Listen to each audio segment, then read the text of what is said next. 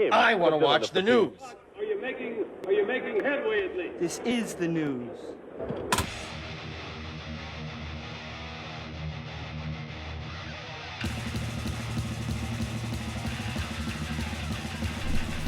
Smack 'em a gob, everybody. It's time for the only news that matters.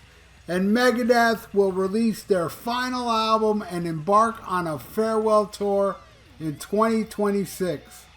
The group revealed the news Thursday after a countdown clock had begun running on their site until it expired. You know, I saw that countdown clock and I was thinking, oh, I bet tomorrow Dave is going to remind us that he was the one that wrote the songs for Metallica that made them famous. Anyway, when the clock hit 0, it revealed, amongst other things, a video of a news report featuring the band's longtime mascot, Vic Rattlehead. From his desk, Vic Rattlehead said, "For over decades, I've been chained in silence, but the end demands my words. It is confirmed that the next Megadeth studio album will be the last. 40 years of metal forged in steel, ending in fire. And when the new world rises, the final global tour. You've heard the warning. Now prepare yourself, Cyber Army. Stay loud, stay tuned, and meet me on the front lines." In a mailing to fans, Dave Mustaine provided a final message.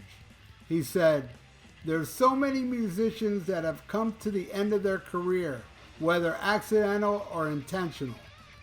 Most of them don't get to go out on their own terms on top."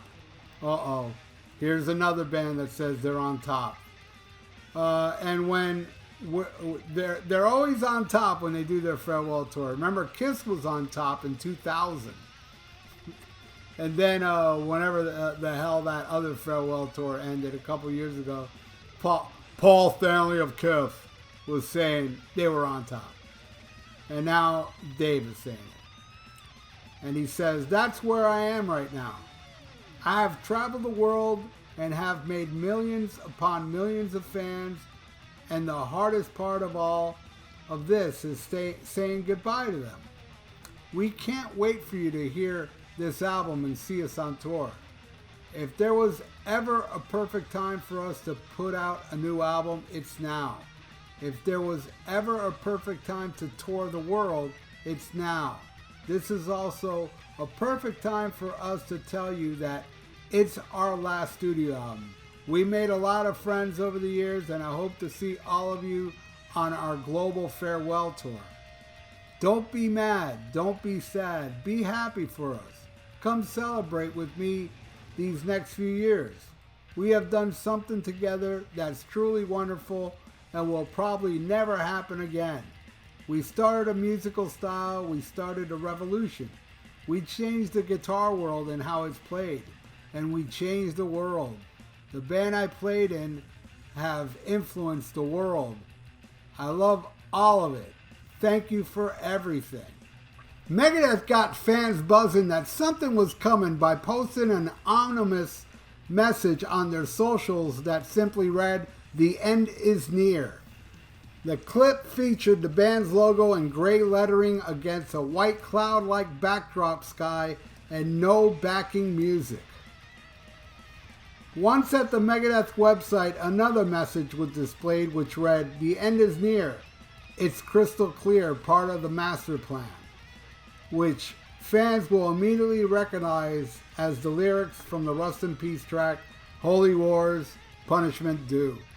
Accompanying the lyrics was a sign-up box allowing you to enlist by entering your email that upon completion read, "Mission accomplished, the reckoning approaches," which could be a nod of their song Reckoning Day from the Euthanasia album.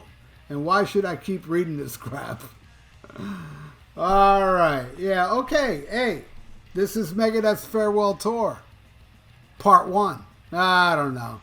Is it going to happen? Or is it going to be one of these Slayer things where they do a farewell tour and then they do a bunch of one-offs after? That's how I look at this. I can't see it completely stop. I just can't, you know. Would I go to this? Oh, hell yeah. Hell yeah. I'll go to it because even if it's not a farewell tour, when they do those one-offs, it's not going to be in South Florida. And I love me some old Megadeth, man. I mean, especially the first two albums. I love Rust in Peace. And I like a lot of songs from albums that came after it. Not all albums. Some of them are complete stinkers, in my opinion. But each of them had a song or two or three or four that I liked. You know, some albums were better than others. So, I don't know. I guess I'll just go because it's Dave Mustaine. And to me, this may be my last chance seeing him. And to me, he's a legend. I don't care about his, you know, his attitude. He could be a prick and all that shit. Oddly enough, I met all of Megadeth in 1991. And he was way nicer than Dave Ellefson. Nick Menza was cool. And Marty Friedman, he was cool too, but he was with this Japanese chick. And I didn't want to bother him too long. Anyway, so, yeah, so I'll go. Even though it is the Dave Mustaine solo band. But, you know, Megadeth for me was Chris Poland and Gar Samuelson. That to me was the peak. I saw them twice. Those two shows was the best Megadeth shows. No doubt about it. Hands down, actually. I've seen plenty of good Megadeth shows after that, but not as good as the Peace Sells tour. And also, I saw them not too long ago. They were opening for the Misfits, actually. It was the Misfits, Megadeth, and VIERA up in Tampa. And those are kind of one-offs. The Misfits just play random shows here and there. And I drove up to Tampa, man, like 5 hours to see that. You know, and they were good. Megadeth was good, but it was kind of a sanitized set list, you know. But, you know, Tornado of Souls was cool. They played that and played a couple other ones. But, yeah, they didn't. They only played Peace Sells. That's the only thing they played from that album, Peace Sells, which is the first time I've ever seen Megadeth not play Wake Up Dead. You know, that's a mainstay, so that was pretty disappointing. You know, they played Trust, but not Wake Up Dead. Yeah, that part I didn't like too much, man. But they were good. Good musicianship. I didn't mind it. And, you know, I like to go see Megadeth headline the last time. The last time I saw Megadeth headline was way back on the Endgame. Yeah, I didn't see Megadeth from the Endgame till they opened for the Misfits. And that's been over 10 years, I'm pretty sure. It's been a long, long time. I love Endgame.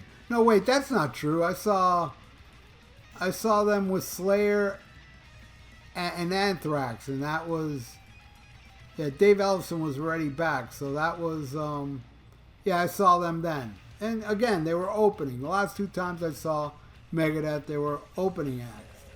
I'd like to see them headline one last time.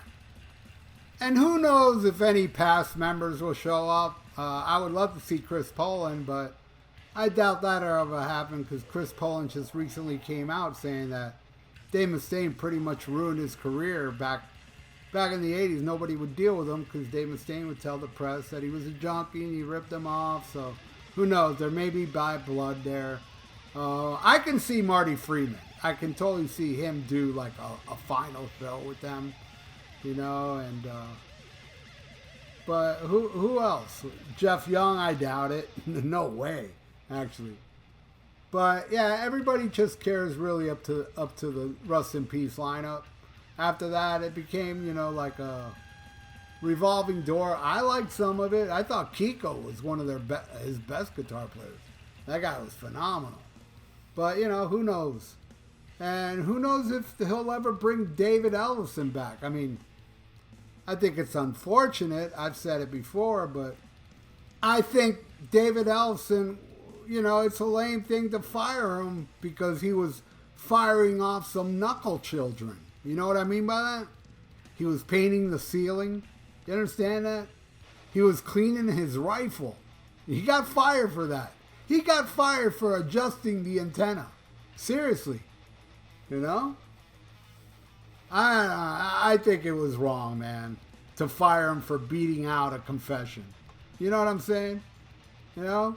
He was only playing a little 5-on-1. I mean, come on. You know, he was going to the Palm Prom. He was wrestling the eel, man. They fired him for that.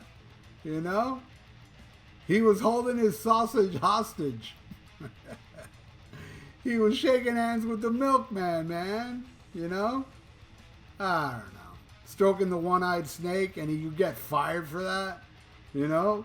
He had a date with Pamela Henderson, and he got fired for that. What is that? You know? He was applying the handbrake, and he got fucking fired for that. I don't get it, man. Just because you buffed a banana, you shouldn't be fired. I'd be fired from every fucking job I had if you know, I would charm the snake like he did, you know? So he polished the rocket. Big deal. You know, he's only rubbing one out, you know? He's tickling his pickle. You know, he was consulting Dr. Jackoff. You know, he was liquidating the inventory. You know, he was making the bald man cry. So what if he was playing pocket pinball? Not a reason to get fired. You know, he was procrastinating. Anyway, there you go. Poor David Ellefson's gonna live with this forever, as well as long as I live. On the only news that matters, that'll make fun of him jacking off over a phone, sending a video of him jacking off to somebody that's not his wife. Oh, you should be goofed on for life. And he's a preacher on top of that. Oh, I'm never gonna let that up. Plus, he was a prick when I met him in 1991. Anyway, thank you so much, everybody, for watching The Only News That Matters. Please leave your comments below what you feel about this. And also, when I do these videos about David Ellefson, I always get hilarious comments of other slangs to masturbation. So leave those in the comments below if you got them. And please like the video. It's good for the YouTube algorithm. And subscribe to the channel. Please. Please, and ring that little notification bell. And stay frosty. And listen to Megadeth. Peace sells my last words. And schmack 'em a cob. Farewell and adieu to you fair Spanish ladies. Farewell and adieu, you ladies of Spain. For we've received orders for to sail back to Boston. And so never more shall we see you again.